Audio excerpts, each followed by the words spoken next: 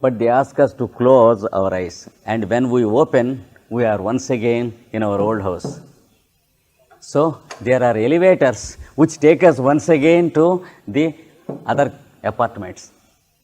With the help of the automatic electronic system, we find ourselves again in the older houses. So the planets never help us. Many times they try to help us, but we will go back. After many tests, the real help comes. When you want to do something to the humanity, it will be done through you, because the planets help you. How? By way of money? No.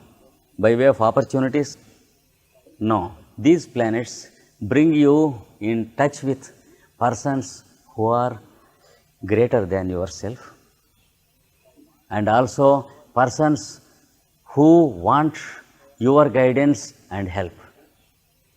Now you find some people ahead of you and some people behind you. If you are to go to New York tomorrow for their work, you will be sent. If your ship is going to sink in the oceans, there will be somebody who brings a lifeboat and saves you. Only when you have no glamour for yourself to protect yourself. Because when the ship is sinking, you are expected to think of the other passengers when you are in this level, not about yourself. If you are really thinking of other passengers only, you will be saved, because you have to save other passengers. Suppose I believe in this and say to myself, let me think of only other passengers so that I may be saved. Then there is nobody to save me.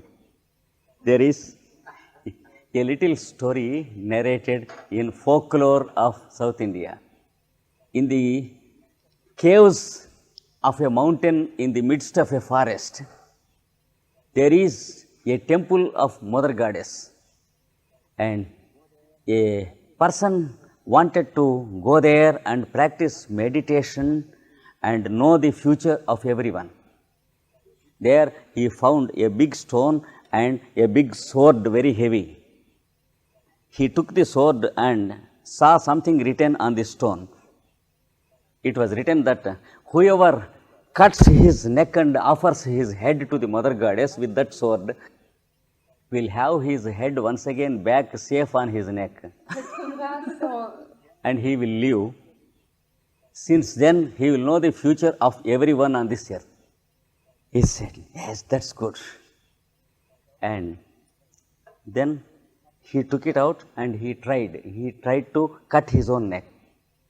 But in the meanwhile, a thought came to his mind. If someone has written here for mischief, my head would never return to my neck. Then what happens to my sweet wife? Then he returned home. And after 6 months, someone assured him that it was correct. And once again he went there. And he just lifted the sword. And upon another stone it was written that one who has any doubt about the greatness of the Mother Goddess will lose his head forever.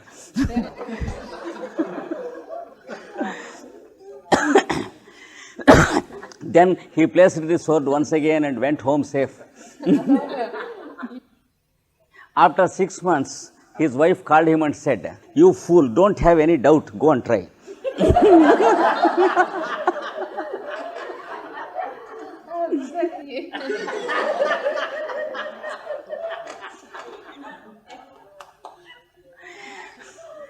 So he went there and took the sword for a third time.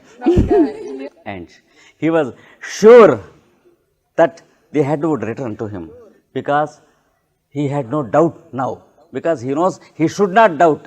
If at all he doubts, his head will not be back.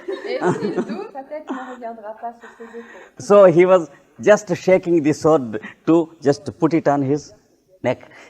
Then he saw on a third stone another sentence. Those who are sure that their head would return safely will lose their head.